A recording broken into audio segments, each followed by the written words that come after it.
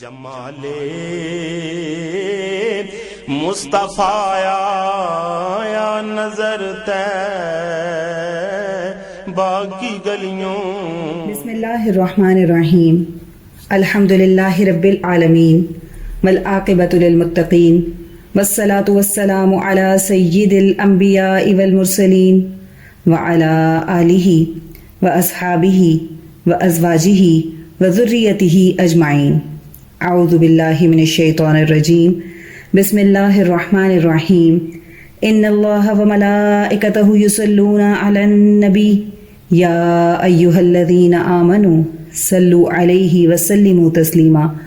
اللہم صل علی محمد النبی الامی وعلی آلہ وسلم. بسم اللہ الرحمن الرحیم.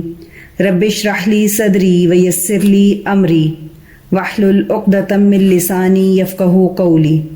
بسم اللہ الرحمن الرحیم. وقل جاء الحق وزہق الباطل ان الباطل کان زہوقا. آج ہم اپنا درس نمبر 74 پڑھیں گے. آئیے آغاز کرتے ہیں. بسم اللہ الرحمن الرحیم. سب سے پہلے ہے ماقبل سے ربط. سن 4 ہجری میں واقعہ رجیع پیش آیا جس میں تمام صحابہ رضی اللہ عنہم کو ایک ایک کر کے شہید کر دیا گیا. جب حضرت خبیب رضی اللہ تعالی عنہ کو سولی پر لٹکایا جا رہا تھا تو انہوں نے 2 رکعت نماز پڑھنے کی اجازت مانگی. ان کو نماز پڑھنے کی اجازت دے دی گئی اور پھر یہ سنت امت میں جاری ہو گئی. اب نیکسٹ ہیڈنگ ہے قصہ زید بن حارثہ رضی اللہ تعالی عنہ. اسی طرح کے واقعات صحابہ رضی اللہ عنہم کے ساتھ پیش آئے. ایک مرتبہ حضرت زید رضی اللہ تعالی عنہ طائف تشریف لے گئے. طائف سے واپسی پر ایک خچر کرائے پر لیا. خچر کا مالک بھی ساتھ تھا. راستے میں مالک نے خچر کو ایک ویرانے پر کھڑا کیا. اس جگہ بہت سی لاشیں بکھری پڑی تھیں اور خچر کے مالک کا ارادہ حضرت زید رضی اللہ تعالی عنہ کو قتل کرنے کا تھا. حضرت زید رضی اللہ تعالی عنہ سمجھ گئے کہ یہ شخص مجھے قتل کرنا چاہتا ہے تو انہوں نے فرمایا کہ مجھے 2 رکعت نماز پڑھنے کی مہلت دو. اس شخص نے اس بات کا مذاق اڑایا اور کہنے لگا پڑھ لو، اور کہنے لگا کہ جن کی لاشیں تم دیکھ رہے ہو ان لوگوں نے بھی نمازیں پڑھی تھیں مگر ان کی نماز نے ان کو کوئی فائدہ نہیں دیا.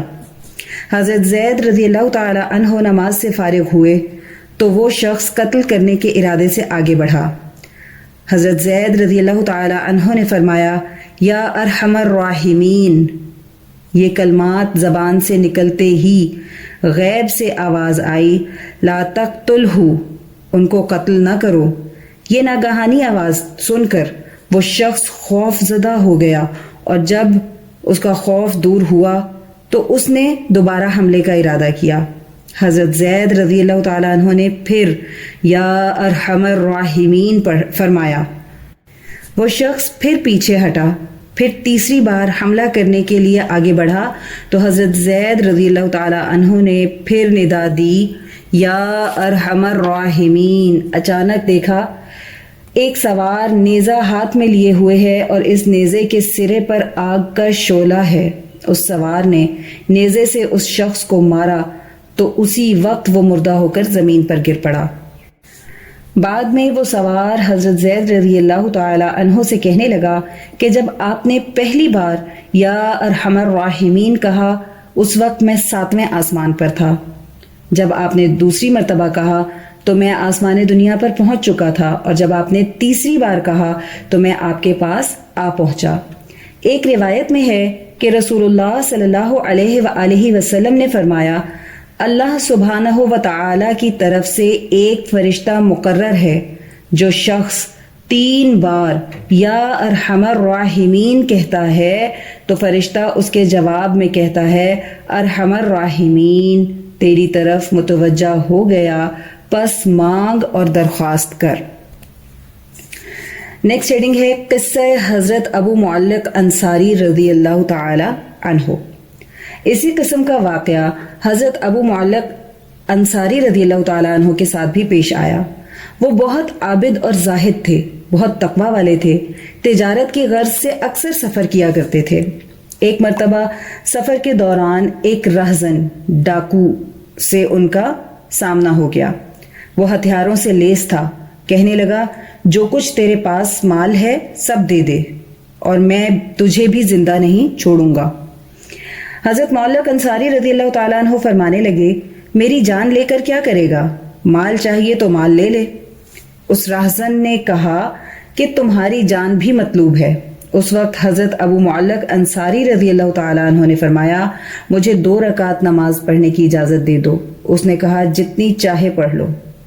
صحابی رضی اللہ تعالیٰ عنہ نے فوراً وضو کیا اور نماز پڑھی اور نماز کے بعد یہ دعا مانگی، یا ودود یا ذی العرش المجید یا فعالا لما یرید، اسألک بعزتک الذی لا ترام وملکک الذی لا یضام وبنورک الذی ملأ ارکان عرشک ان تکفینی شر ھذا اللص یا مغیث اغثنی۔ اس کا ترجمہ ہے، اے محبت کرنے والے، اے عرش بری کے مالک، اے جو چاہے کرنے والے، میں آپ سے آپ کی عزت کی قسم دے کر سوال کرتا ہوں کہ جس کو کبھی زوال نہیں، اور آپ کی بادشاہت کی قسم کہ جو کبھی کم نہیں ہوگی، اور آپ کے اس نور کی قسم جس نے آپ کے عرش عظیم کا احاطہ کر رکھا ہے، مجھے اس رہزن کے شر سے بچا لیجئے، اے فریاد سننے والے میری مدد فرما۔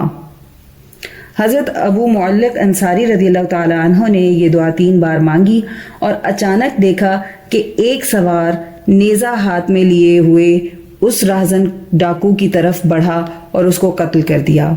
وہ سوار حضرت ابو معلق رضی اللہ تعالیٰ عنہ سے کہنے لگا، میں 4تھے آسمان کا سردار ہوں۔ جب آپ نے پہلی بار دعا کی تو میں نے آسمان کے دروازوں میں دستک کی آواز سنی، اور جب آپ نے دوسری بار دعا مانگی تو میں نے آسمانوں پر شور و شغب سنا، اور پھر جب آپ نے تیسری بار دعا مانگی تو مجھ سے کہا گیا کہ یہ ایک مصیبت زدہ کی آواز ہے۔ اس وقت میں نے اللہ سے درخواست کی کہ اس مصیبت زدہ کی مصیبت دور کرنے اور ظالم کو قتل کرنے کی ذمہ داری مجھے دی جائے۔ ایک روایت میں آتا ہے کہ جو شخص 4 رکعت نماز پڑھے اور 4تھی رکعت کے آخری سجدے میں 3 بار یہ دعا مانگے تو اس کی دعا قبول ہے، چاہے کوئی مصیبت زدہ ہو یا ضرورت مند ہو۔ ہماری نیکسٹ ریڈنگ ہے تقریر نبوی صلی اللہ علیہ وآلہ وسلم۔ صحابہ رضی اللہ عنہم کے کسی عمل کو آپ صلی اللہ علیہ وآلہ وسلم نے پسند فرمایا ہو اور اس کو منع نہ فرمایا ہو، اس کو تقریر نبوی صلی اللہ علیہ وآلہ وسلم کہتے ہیں۔ جیسے حضرت خبیب رضی اللہ تعالی عنہ کا شہید ہونے سے پہلے 2 رکعت نماز ادا کرنا، آپ صلی اللہ علیہ وآلہ وسلم نے اس عمل کو پسند فرمایا اور یہ امت میں جاری ہو گیا۔ اسی طرح باجماعت نماز ادا کرنے میں صحابہ رضی اللہ عنہم کا یہ طریقہ تھا کہ جب نماز کے لیے آتے اور دیکھتے کہ رسول اللہ صلی اللہ علیہ وآلہ وسلم پہلے ہی نماز شروع فرما چکے ہیں تو پہلے اپنی پچھلی رکعتیں پوری کرتے، پھر بعد میں آپ صلی اللہ علیہ وآلہ وسلم کی اقتداء میں شریک ہو جاتے۔ ایک دن حضرت معاذ رضی اللہ تعالی عنہ آئے اور فرمانے لگے کہ میں رسول اللہ صلی اللہ علیہ وآلہ وسلم کو جس رکعت میں دیکھتا ہوں اس رکعت میں شریک ہو جاتا ہوں، اور جب آپ صلی اللہ علیہ وآلہ وسلم نماز ختم فرماتے تو میں اپنی بقیہ رکعات کو پوری کرتا ہوں۔ جب رسول اللہ صلی اللہ علیہ وآلہ وسلم نے حضرت معاذ رضی اللہ تعالی عنہ کو ایسا کرتے دیکھا تو فرمایا، معاذ رضی اللہ تعالی عنہ نے تمہارے لیے ایک سنت قائم کر دی ہے، لہٰذا تم بھی اسی طرح کیا کرو۔ آج بس یہیں تک پڑھیں گے، انشاءاللہ اس کا بقیہ حصہ کل اپنے درس میں پڑھیں گے۔ آئیے دعا کر لیتے ہیں۔ اللہم صلی علی محمد النبی الامی وعلی آلہ وسلم۔ اے اللہ، ہماری اس کاوش کو قبول فرمائیں اور اس کو ہماری بخشش کا ذریعہ بنا دیں، اس کو قیامت تک امت کے لیے ہدایت اور عشق نبی صلی اللہ علیہ وآلہ وسلم کا ذریعہ بنا دیں۔ اے اللہ، جو کچھ پڑھا سنا اس کا ثواب نبی کریم صلی اللہ علیہ وآلہ وسلم کو تحفتاً ہدیتاً نذرانتاً محبتاً عقیدتاً پیش کرتے ہیں، قبول و منظور فرما لیں۔ یا اللہ، نبی کریم صلی اللہ علیہ وآلہ وسلم کی برکت اور وسیلہ جمیلہ سے اس کا ثواب تمام انبیاء کرام، خلفائے راشدین، امہات المؤمنین، اہل بیت اطہار، صحابہ کرام، صحابیات، بزرگان دین، اولیاء اللہ، شہداء، صدیقین، صالحین، مؤمنین، مؤمنات، مسلمین، مسلمات کو پیش کرتے ہیں، قبول و منظور فرما لیں۔ الہی، اس کا ثواب سلسلہ قاسمیہ، عزیزیہ، نقشبندیہ، مجددیہ کے تمام بزرگان، بالخصوص شیخ الاولیاء حضرت مولانا مہر محمد صاحب رحمۃ اللہ علیہ، شیخ الحدیث حضرت مولانا عبدالحکیم صاحب رحمۃ اللہ علیہ، اور شیخ الاسلام حضرت مولانا محمد عبدالعلیم قاسمی صاحب رحمۃ اللہ علیہ کو پہنچا دیں، اور ہمارے بزرگان کے بلند درجات کو اور بھی زیادہ بلند فرما دیں، اور ان پر اپنی رحمت خاصہ کا نزول فرما دیں۔ یا اللہ، ہمارے مرشد گرامی حضرت شیخ عزیز القاسمی حکیمی مہروی نقشبندی مجددی دامت برکاتہم العالیہ پر اپنا خاص فضل اور خانقاہ اور مدرسے پر اپنا خصوصی کرم فرما دیں، اور انہیں امت کے لیے ہدایت و شفا کا ذریعہ بنا دیں۔ آمین بحرمت سید المرسلین صلی اللہ علیہ وسلم۔ سبحان ربک رب العزت عما یصفون وسلام علی المرسلین والحمد للہ رب العالمین۔ درد